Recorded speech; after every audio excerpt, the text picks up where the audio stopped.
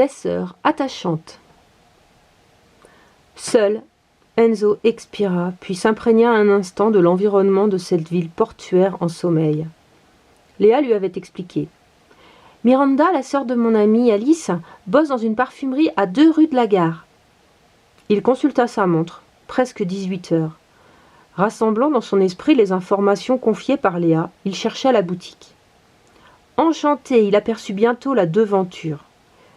En approchant, son sourire se dissipa devant le magasin clos. Par la porte, il devinait des rayonnages vides et renversés. La vitrine, obturée par un gigantesque contreplaqué, n'affichait aucun motif ou projet de réouverture. Dubitatif, planté entre ses sacs, il saisissait ces derniers dans chaque main et s'apprêtait à reprendre la route, droit devant et sans but, lorsqu'une voix masculine à l'accent chantant le tira de ses réflexions.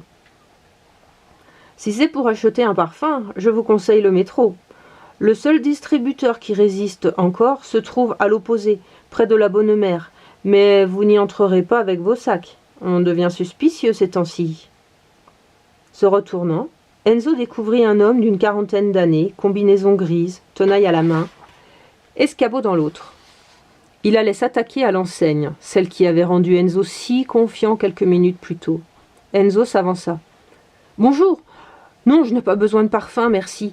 En fait, je cherchais une vendeuse, Miranda, mais vous ne connaissez peut-être pas les employés. » En tant que propriétaire de l'affaire, je me suis toujours fait un devoir de connaître au moins les noms, parfois les prénoms, de mes employés, répondit l'homme avec humour. « Vous lui voulez quoi, la belle Miranda ?»« En fait, je cherche sa sœur, Alice. »« Ah, tu n'as pas mauvais goût, mon garçon. Ces 2 sœurs, elles sont sensationnelles, jolies, bosseuses, sensibles. Elles habitent tout près, mais je préfère t'accompagner, méfiance oblige. Je n'en ai pas pour bien longtemps. Et si je vous donnais un coup de main ? Ah, c'est pas de refus. Pose tes sacs à l'intérieur et viens m'aider à tenir ce bazar qui pèse 1 tonne. » En une 20aine de minutes, l'enseigne était débranchée, démontée et posée au sol. Le matériel rangé dans l'ancien magasin, l'homme accéda à la requête d'Enzo. Il n'extériorisait aucun abattement particulier quant à la fermeture obligée de son affaire. Il confia à Enzo. « Bah, il y a des choses plus graves que ça dans la vie. J'ai la santé. Ma femme et mes fils l'ont aussi. J'ai perdu pas mal de plumes dans cette histoire. J'avais toujours l'espoir de repartir. C'est surtout pour mes employés que je me suis battu. Mais j'ai des idées en tête, et si tout va comme je l'espère, je pourrais peut-être en rembaucher quelques-uns avant longtemps. Mais pas un mot à Miranda, d'accord ?» se rétracta soudain l'homme, conscient d'avoir trop parlé. « Oui, bien entendu. De toute façon, vous n'avez pas été très loquace, alors je serais bien en peine de lui confier vos plans. »« Alors tout va bien.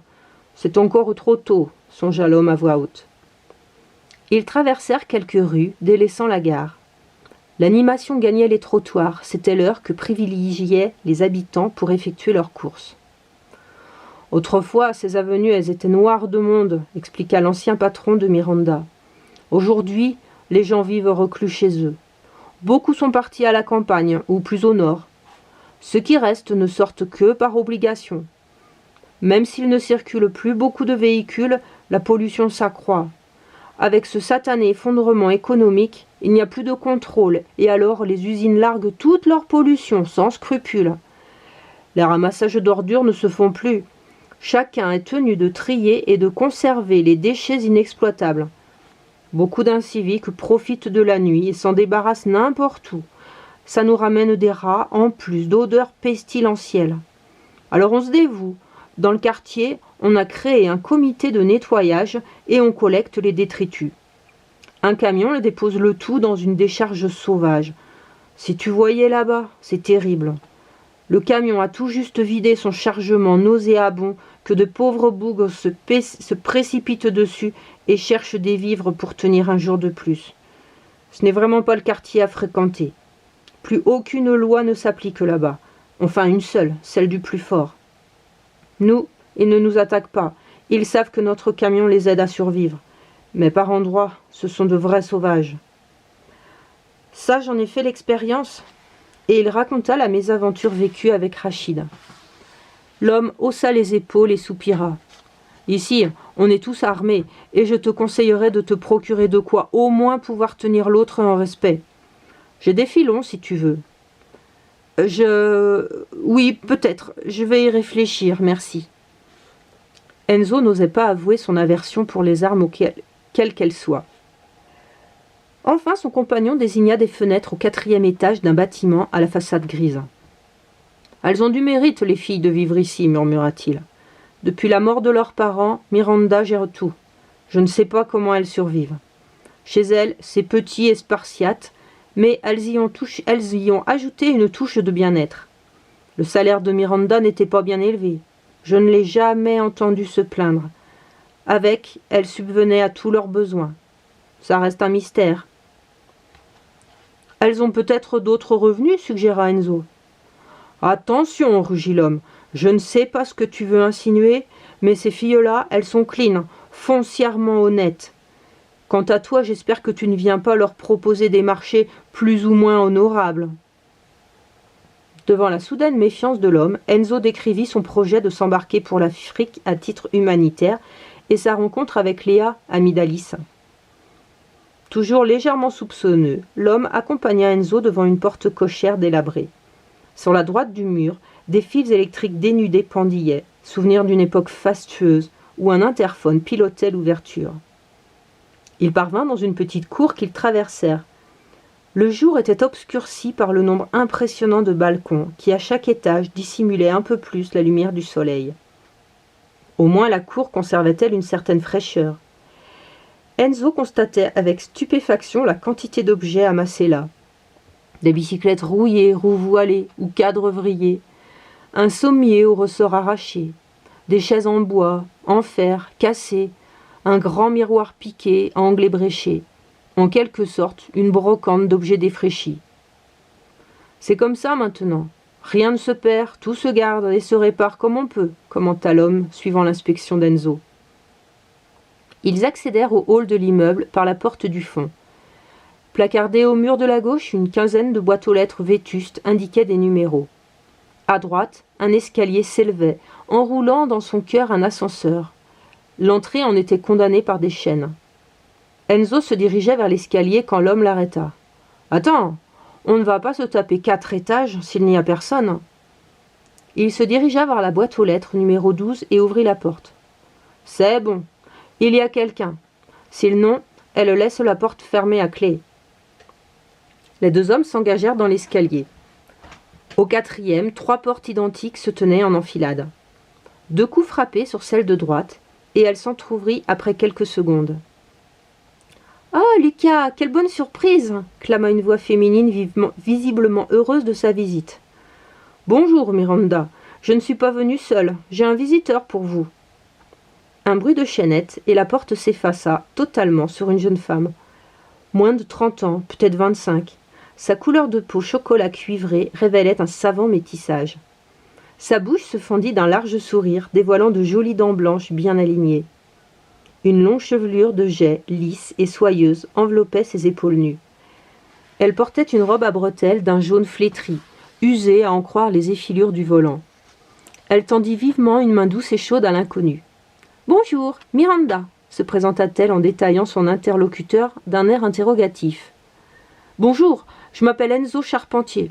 Je ne voudrais pas vous déranger, je cherche à rencontrer Alice. C'est votre sœur, je crois. » Un voile exprimant à la fois méfiance, possessivité, mais aussi curiosité, traversa le regard de Miranda. « J'ai rencontré Léa, son amie de Nîmes. C'est elle qui m'a conseillé de venir la trouver ici. J'ai le projet d'embarquer pour l'Afrique et Léa m'a dit que peut-être Alice pourrait ou saurait me donner des consignes, des recommandations ou... » Enzo ressentit brusquement le malaise de quémander une aide à ces inconnus dont il présumait le dépouillement. Mais Miranda élargit encore son sourire et les invita à entrer. « Alice est sortie chercher des œufs, mais elle arrive d'une seconde à l'autre. Venez boire quelque chose en l'attendant. Entrez aussi, Lucas, un rafraîchissement, ça vous tente ?»« Non, Miranda, je te remercie beaucoup, mais j'ai encore énormément de travail au magasin. Ce jeune garçon m'a bien aidé, ceci dit. Mais j'aimerais profiter de mon avance pour finir avant la nuit. J'ai des projets pour demain. Je voudrais tourner la page maintenant. » Comme vous voulez, Lucas, à condition que vous repassiez bientôt me donner de vos nouvelles. Et salutations chez vous. Je n'y manquerai pas. Bonne continuation, Enzo. L'homme tourna les talons et entreprit la descente des escaliers. Enzo pénétra dans l'appartement. Ils discernèrent des voix provenant de la cage d'escalier, Lucas et une femme. Quelques instants plus tard, une jeune fille apparaissait joyeusement. « Lucas m'a dit qu'on avait de la visite ?» Face à Enzo, elle s'arrêta net, rougissante, s'attendant à se trouver face à quelqu'un de connu. « Oui, comme tu vois, » ironisa Miranda, moqueuse de la spontanéité déplacée de sa jeune sœur. Celle-ci, se reprenant rapidement, tendit sa main. « Bonjour, je suis Alice. Vous venez sans doute voir ma sœur ?»« Non, ma chérie, Enzo vient te voir, toi !» coupa Miranda sans laisser le temps à Enzo de répondre. Cette fois, la jeune fille s'empourpra, très embarrassée. « Moi ?»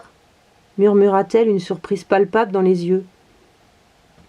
Enzo, partagé entre amusement et sympathie, dévisageait cette jeune personne, visiblement la cadette.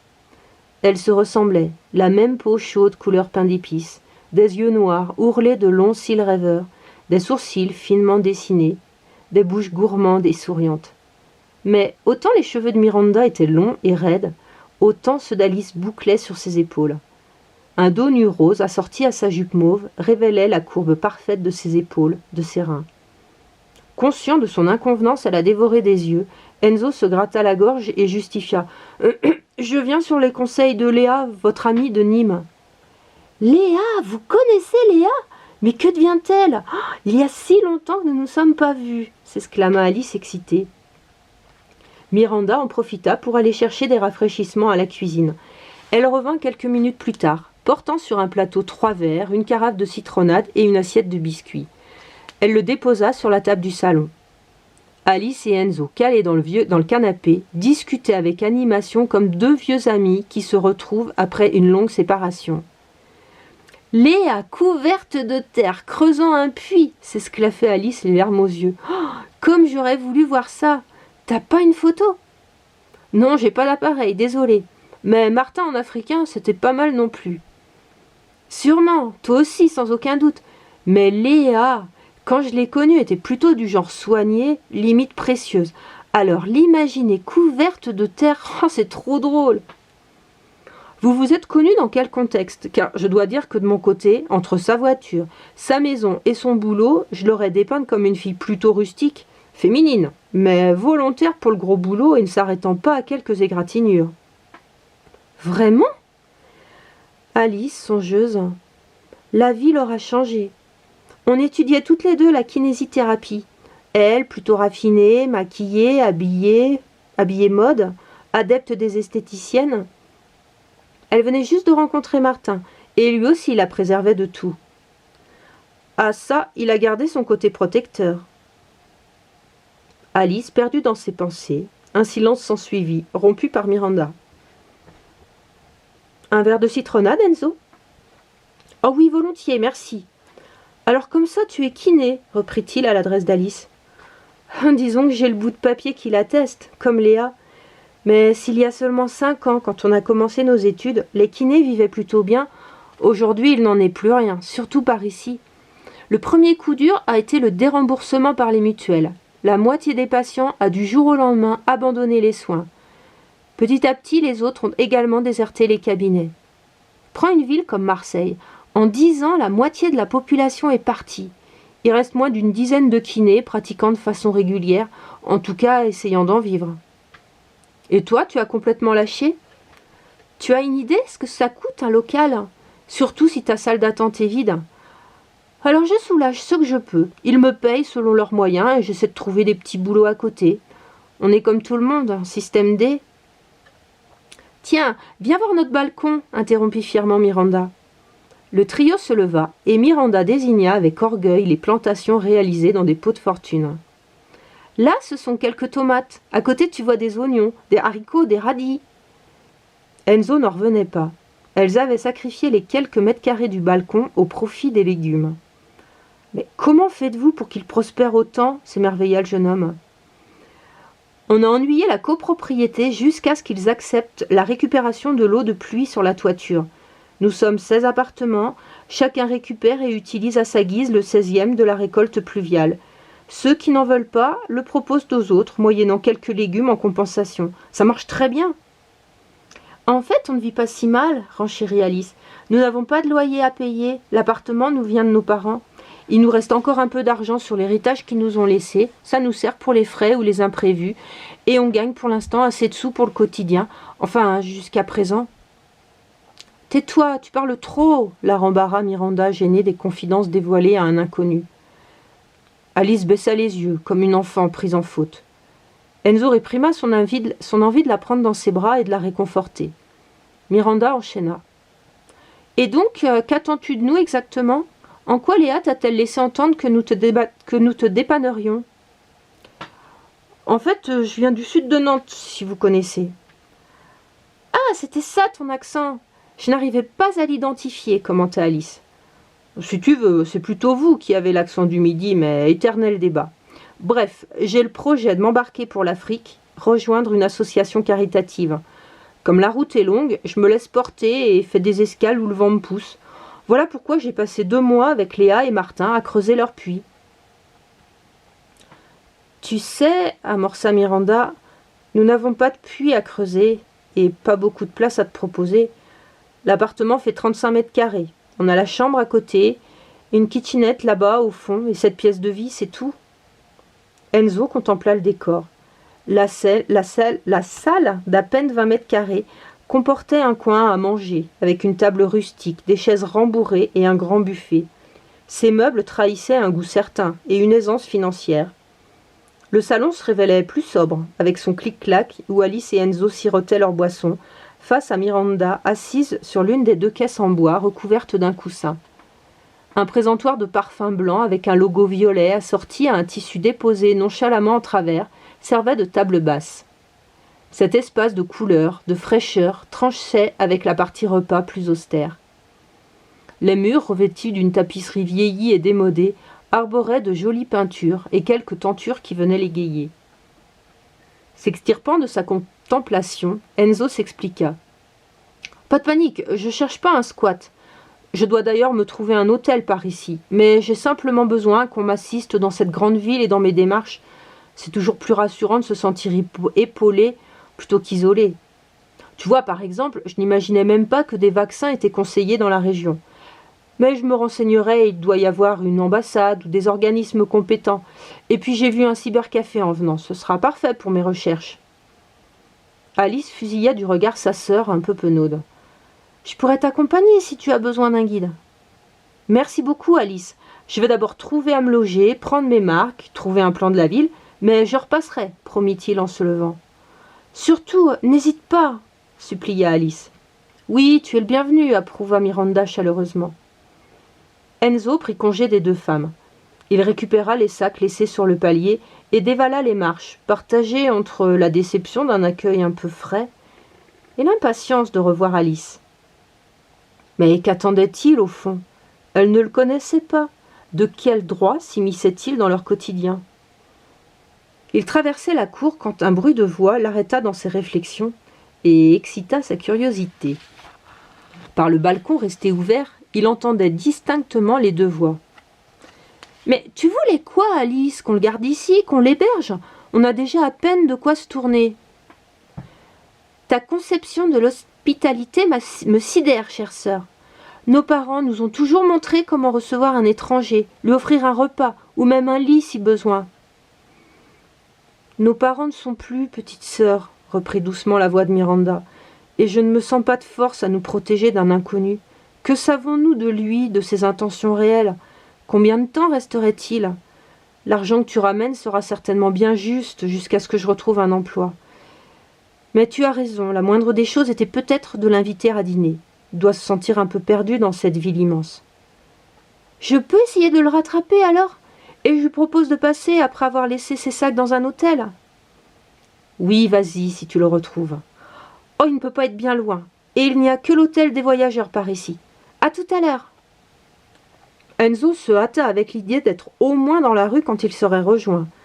En sortant, il prit immédiatement sur sa droite et marcha d'un bon pas, créant une distance respectable. Il atteignait le bloc de maison suivante quand il s'entendit appeler par une voix essoufflée. « Enzo! Enzo !» Il se retourna vers Alice haletante. « Oui ?» dit-il, jouant la surprise. « Oh, excuse-moi, je reprends mon souffle. Il faut absolument que je me remette au sport. 4 étages, un sprint et regarde-moi. » « Ça te va plutôt bien, » taquina Enzo charmeur devant la mine ébouriffée de la jolie métisse. « Merci. On voulait te proposer de venir dîner à la maison quand tu te seras installée. Désolée, on est un peu méfiante, surtout Miranda. Mais nous avons rediscuté après ton départ et ça nous ferait plaisir de t'avoir à notre table. » « Ne te justifie pas, vous avez raison d'être prudente. Je m'en rends compte chaque jour davantage. Mais c'est avec plaisir que j'accepte votre invitation. D'abord, je dois trouver où dormir. Tu connais peut-être des adresses ? » « Oui, en fait, il n'y en a pas 50. Je connais l'hôtel des voyageurs à 2 blocs par ici, expliqua-t-elle en désignant la rue devant eux. Tu veux que je t'accompagne ? Avec plaisir, si t'as pas d'obligation. Alors c'est parti. Avant qu'Enzo ait eu le temps de réagir, elle s'empara d'un sac posé au sol. Enzo protesta gentiment, en vain, face à une demoiselle bien décidée, et c'est en riant qu'ils avancèrent. Alice l'abandonna devant la porte de l'hôtel. Un bâtiment sinistre, avec sa façade maussade et les fenêtres étroites, la réceptionniste ne dénotait guère. Une femme d'une 50aine d'années, aux cheveux grisonnants, coiffée en chignon, l'accueillit sans un sourire. « Oui ?» « Bonjour madame, commença poliment Enzo. Vous reste-t-il une chambre ?»« Ça dépend, répondit-elle sèchement. C'est pour combien de temps et combien de personnes ? » ?»« Pour une seule personne. Quant à la durée, ma foi, je ne saurais vous dire précisément. »« Eh bien, jeune homme, il va falloir être plus précis. J'ai une entreprise à gérer et j'ai besoin de savoir les choses exactement. En plus, les chambres sont payables à l'avance. Et la jeune fille dehors, elle vous accompagne ? » Enzo ravala la réponse cinglante qui lui venait à l'esprit. Il lui fallait un endroit pour dormir. D'une voix courtoise, il reprit. « Disons 2 nuits dans ce cas, et je vous répète que je suis seule. »« Bien, » marmonna la tenancière. « En tout cas, je ne veux pas d'histoire ni de bruit. Remplissez-moi cette fiche d'inscription. Il ne me reste plus qu'une chambre à 110 €, soit 220 € pour les 2 nuits. Ajoutez 25 € si vous voulez les petits déjeuners. » Enzo se mordit la lèvre et remplit le formulaire présenté. Suivant les indications de la femme, il gravit ensuite les 3 étages, aboutit dans un long corridor faiblement éclairé par quelques veilleuses. Une odeur d'urine, de renfermé, de moisi le prit à la gorge. Il grimaça, soupira et tenta de reconnaître le numéro 35 sur les ferrures patinées des portes. Au bout du couloir, il discerna les 2 chiffres. La clé enclenchée dans la serrure, il entra. Rassuré, la pestilence du couloir épargnait sa chambre. À l'instar de l'hôtel et ses dirigeants, la pièce revêtait un caractère particulièrement dépouillé et froid. Un lit étroit, collé contre un mur couvert de salpêtre, une table de nuit gratifiée d'une lampe sans abat-jour, ainsi qu'un bureau avec sa chaise constituaient l'ameublement des lieux. Une tapisserie fanée par les années et déchirée couvrait et dissimulait au mieux le triste état des cloisons, ainsi qu'un placard. En ouvrant les portes, Enzo découvrit un petit cabinet de toilette, composé d'un lavabo écaillé et d'une cuvette de WC entartrée. Partiellement satisfait de ces vérifications, Enzo s'échoua sur le lit. Il médita ainsi, les yeux dans le vide, un long moment. Son esprit vola jusqu'à Colombine, lui renvoyant la culpabilité de son mutisme. Il ne prendrait pas le risque de téléphoner, mais c'était décidé, demain, il lui écrirait. Fantasmant sur le doux sourire d'Alice, il songea qu'il était attendu. Bondissant du lit, il fit une rapide toilette, enfila des vêtements propres et quitta l'hôtel. Le cœur joyeux, il retrouva sans peine l'immeuble de ses 2 hôtesses, constatant soudain qu'il se présentait les mains vides. Un coup d'œil à sa montre l'informa de l'heure déjà avancée, 19h50. Aucune épicerie en vue. D'ailleurs, il ne se souvenait pas en avoir vu sur son trajet. Il réfléchit, mortifié. Que contenaient ces bagages qu'il eût pu offrir ? A priori, rien. Malgré son manque d'anticipation, il fut chaleureusement accueilli par les 2 filles, pouponnées pour l'occasion. Miranda arborait une longue robe blanche, fluide, qui, épousant son corps, dessinait ses formes irréprochables. Un nœud assorti à sa tenue retenait ses cheveux relevés en un chignon négligé. Elle resplendissait. Alice dévoilait ses jolies jambes hâlées dans une robe courte gris clair, valorisant à merveille son teint. Enzo, déjà charmé, nota la table apprêtée et une délicieuse odeur de cuisine qui flottait dans l'air. Conquis, Enzo apprécia cette soirée. Il se délecta de la nourriture finement préparée et de la conversation des deux jeunes maîtresses de maison. Ils parlèrent sérieusement des difficultés de leur époque, de la région. Enzo conta son épopée, évitant de trop évoquer ses parents devant les orphelines. Ils rirent de bon cœur des savants jeux de mots de Miranda. Bref, Enzo ne vit pas la soirée se dérouler. Il sentit pourtant qu'il devait être bien tard, et à regret prit congé de la maisonnée. Il embrassa chaleureusement Miranda. Cette dernière, loin d'être insensible à son charme, constatait les liens qui se tissaient peu à peu entre le jeune homme et sa petite sœur. Elle laissa Alice le raccompagner sur le palier. « Alice, encore merci pour cette merveilleuse soirée, » murmura Enzo en l'enlaçant affectueusement. « J'aurai ma revanche, mais vous avez mis la barre très haute. » « Tout le plaisir a été pour nous. Tu sais, il y a bien longtemps que nous n'avions pas eu de convives de ta qualité, » assura Alice, les yeux pétillants. « Alors ne t'inquiète pas, on se doute qu'à l'hôtel, ces réceptions seront difficiles. » « Quand tu vois la tête de la proprio, c'est clair que je ne vais pas jouer à offrir des invitations, » lança Enzo en riant. « Elle est terrible à ce point. Remarque, être reçue dans une chambre d'hôtel, ce n'est pas très convenable pour des jeunes filles comme nous, » pouffa Alice. « Oui, je trouverai autre chose. »« On te revoit demain ?»« Ah oui, c'est clair, faut que je parte. J'ai beaucoup de mal à conclure cette soirée. »« Bon, je descends avec toi. Les voisins n'aiment pas qu'on discute des heures sur le palier. » Dans la courette que le clair de lune redessinait, ils s'assirent sur un banc. Enzo s'étira puis confessa. « Je ne sais pas trop par où commencer mes recherches. Je vais passer un peu de temps sur ordinateur, noter des adresses, et après j'aviserai. Mais je ne dois pas perdre trop de temps, cet hôtel va me coûter mes économies. »« Pour tes recherches internet, viens à la maison, on a ce qu'il faut. En plus, je pourrais te guider pour localiser tes rendez-vous. »« Vrai ?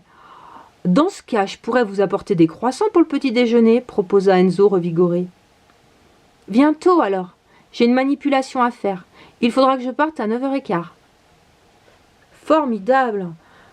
Je vous trouve incroyablement courageuse, Miranda et toi. Vous m'impressionnez, sincèrement. »« Ah bon, pourquoi ? Vous vous battez ici, toute seule, malgré l'hostilité des lieux et du climat. »« Ah, c'est pas toujours facile, mais nous n'avons pas le choix. Notre appartement à vendre n'intéresserait personne, et nous irions où ? Nos racines sont ici. Nos parents sont enterrés dans un petit cimetière aux alentours. Si on partait, qui s'occuperait de leur tombe ? » Cette fois, Enzo n'hésita pas. Il entoura les épaules de la jeune fille de son bras solide et l'attira contre lui. Apaisée, Alice posa sa tête contre son épaule protectrice. « Que s'est-il passé pour vos parents ? Tu veux en parler ? » « Oh, un stupide vol qui a mal tourné, » relata Alice. « Mon père a toujours aimé les grosses berlines, celles qui se remarquent. Pour autant, mes parents ne roulaient pas sur l'or. On habitait tous les quatre un appartement de 80 mètres carrés qu'il a fallu vendre pour régler les dettes. Avec le solde, on a heureusement pu s'offrir celui-ci. Au moins, on est à l'abri. C'est arrivé il y a 6 ans, j'en avais 17. Ça s'est passé en plein jour. J'étais en cours. À un feu rouge, un motard les a braqués en leur demandant leur argent.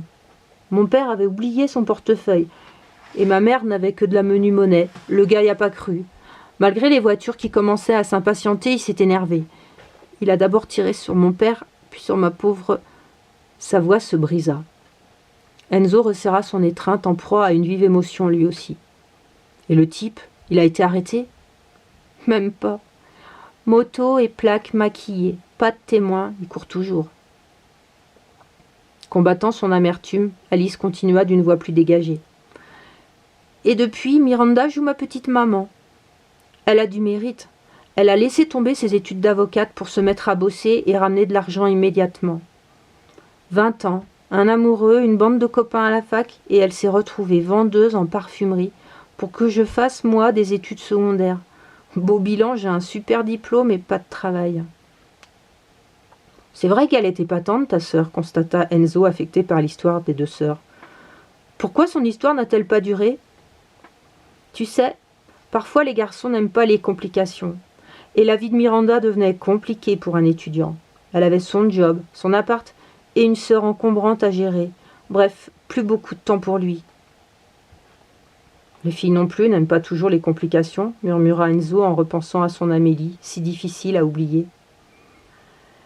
Depuis, je me demande si elle n'a pas fait vœu de chasteté. En tout cas, elle ne m'a plus jamais présenté qui que ce soit. Et toi? Demanda à brûle-pourpoint Enzo. Moi, balbutia Alice. Je n'ai rien de bien intéressant à raconter. Attends, jolie comme tu es, je m'étonne de ne pas avoir croisé une file de soupirants dans l'escalier, vous courtisant toutes les deux d'ailleurs. Tu sais, même si Marseille a toujours été un port, lieu de passage et florilège de nationalités, il n'est plus très bon aujourd'hui à voir la peau de couleur par ici. Il parle tellement de fermer les frontières aux arrivants nord-africains que la chasse aux sorcières est déjà commencée dans certains quartiers. Non, c'est pas possible, s'écria Enzo décontenancé et touché de la confidence. La vie dans l'immeuble est paisible. Nous sommes connus de longue date maintenant, mais un postulant pour le premier étage s'est présenté le mois dernier. Il a été rejeté sous d'autres prétextes, mais moi je sais que c'est parce qu'il était noir. « Est-ce que tu me permettrais de t'embrasser » sollicita soudainement Enzo, juste pour te prouver que tous les Français ne pensent pas comme ça.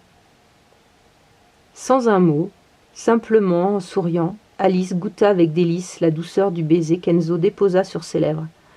Serrés l'un contre l'autre, ils se sentaient bien, goûtant une sensation de refuge et de sérénité dans leur solitude. Enfin Enzo se leva à regret. « Je dois y aller. Toi aussi tu dois te reposer. À demain, dors bien, chuchota-t-il, embrassant une dernière fois sa jolie métisse. Bonne nuit. L'esprit envahi par le doux parfum d'Alice, les yeux emplis de son sourire, les lèvres échauffées de sa délicatesse, Enzo rejoignit sa chambre sans s'en rendre compte. Tout habillé, rêveur, il s'allongea sur son lit et ne tarda pas à sombrer dans un sommeil cotonneux. De bonne heure, il arriva comme prévu, les bras chargés de croissants et autres viennoiseries. Alice l'accueillit d'un rapide baiser. Miranda disposait les tasses et versait le café. Alice mangea rapidement un croissant puis bondit. « Je file à mon rendez-vous. J'en ai à peu près pour 1h30 s'il n'y a pas de grève ou de coupure de courant. On se retrouve ici, Enzo?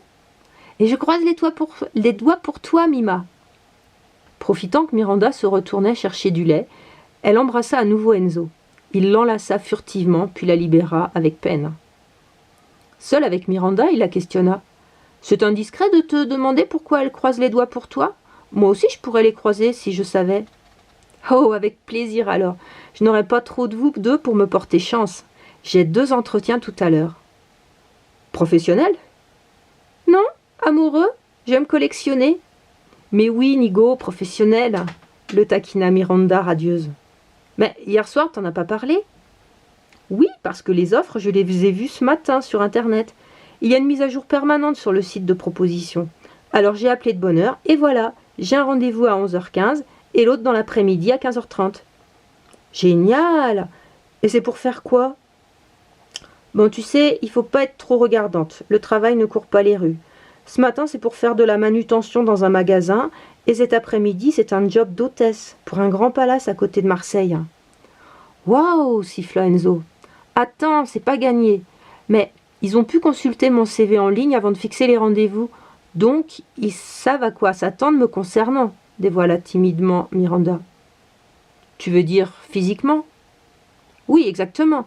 C'est toujours ce qui coince, surtout pour un job de contact. La manutention, je ne pense pas que ça leur pose problème, et encore. Mais pour l'autre, c'est inespéré. Reste plus qu'à voir combien ça paye et si c'est recommandable.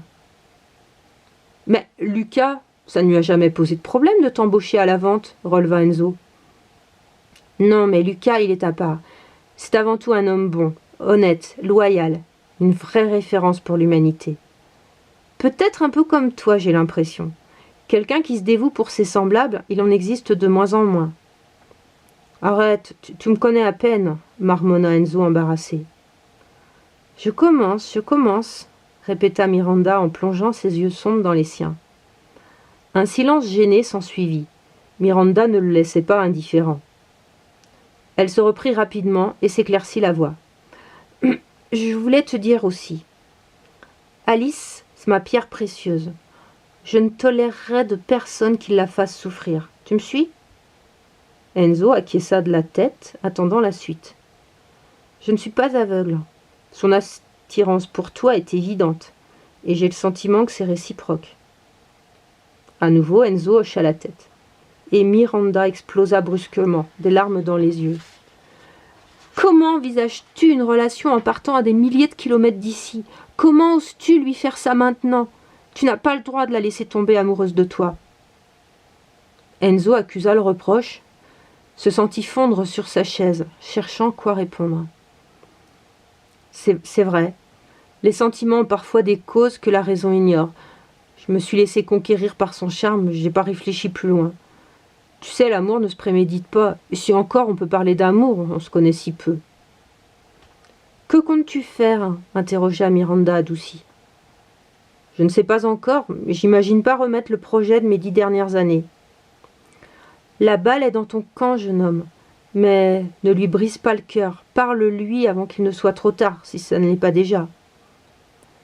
Sur ce, Miranda le quitta pour se rendre à ses entretiens. Enzo resta attablé, perplexe devant le choix impossible qui se profilait, tentant de mettre un peu d'ordre dans ses idées. Il imagina partir là, sur le fait, mais il n'aurait pas cette lâcheté ou ce courage. Il détermina que le mieux serait de discuter posément avec Alice. Avant de se lancer dans ses recherches, il se résolut enfin à écrire à Colombine. Après de longues minutes passées devant sa feuille blanche, les mots s'enchaînèrent. « Petit bout de sœur, petite bine, comment justifier notre dernière entrevue et ce si long silence? Je sais à quel point tu es attaché à nos parents. Tu sais à quel point je méprise leur inconscience et leur égoïsme. Je sais que tu me comprends. J'espère que ta santé s'est bien améliorée et que tu as retrouvé toute ton énergie pour venir à bout des problèmes de physique que les profs t'infligent. Désolé, il va falloir compter sur toi-même à partir de maintenant. Ce serait légitime que tu m'en veuilles. Je m'en veux moi-même terriblement de te laisser, mais ma vie m'appelle. Je ne suis pas fait pour vivre dans un appartement ou une petite villa de banlieue, faire mes heures au bureau pour m'offrir les derniers gadgets à la mode, tu le sais. J'ai choisi de mettre ma vie à disposition des autres et essayer de corriger le mal que notre société engendre ailleurs. J'ai l'impression d'être partie depuis des années. Il m'est déjà arrivé tellement d'aventures. Je rencontre quotidiennement des gens passionnants qui me confortent dans l'idée que je fais le bon choix de vie. Je ne te donne pas d'adresse pour me répondre. Je suis actuellement à Marseille et je compte embarquer prochainement pour Marseille. Dès que j'ai des coordonnées à te fournir, je reviens vers toi.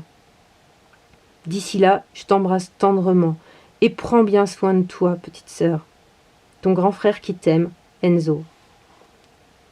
Heureux de son écrit, Enzo griffonna l'adresse de ses parents sur une enveloppe. Il la posterait en sortant tout à l'heure. Il se brancha sur l'ordinateur des deux sœurs et repéra rapidement un grand nombre d'associations humanitaires, mais seules quelques-unes répondaient à ses critères. Il les contacta. Malheureusement, des répondeurs l'enjoignirent à laisser un message ou rappeler ultérieurement. Enfin, un interlocuteur l'accueillit. Devant la masse de questions et la motivation qui transpirait du discours d'Enzo, il fut décidé de le rencontrer l'après-midi même. Content, confiant, Enzo, avide, navigua de site en site à la recherche des premières informations. Il se voyait déjà au pied des dunes de sable dans de petits villages miséreux. Concentré, il sursauta lorsqu'Alice l'enlaça affectueusement. « Voilà, j'ai terminé. Ma journée est à toi, » claironna-t-elle joyeusement. Embarrassé, Enzo lui rendit son étreinte, maladroitement. Alice ne fut pas dupe. Elle se recula, fronçant légèrement les sourcils. « Ça ne va pas ?»« Mais si, ça va, » la rassura Enzo gêné. « Viens par ici, je voudrais te parler de quelque chose. » Il l'attira sur le canapé. La jeune fille se laissa entraîner, partagée entre curiosité et inquiétude. Enzo maintenait sa main dans la sienne. Voilà. On se connaît si peu, depuis hier simplement. Mais c'est vrai que tu me troubles incroyablement. J'aime ta philosophie, ton courage, ton intégrité, ton humour, ta culture, sans oublier ton sourire qui me désarme. Le visage d'Alice n'exprimait rien, mais son cœur battait à tout rompre dans sa poitrine. Elle guettait tragiquement la chute. Miranda m'a fait réaliser que je n'avais pas le droit de jouer avec toi. Oh, ça n'a jamais été mon intention, c'est pas mon genre. Mais c'est vrai que je me suis laissé séduire et j'en ai oublié de réfléchir. Je vais partir, tu le sais. C'est pour cette raison que je suis venue jusqu'ici. Et quoi coupa Alice froidement.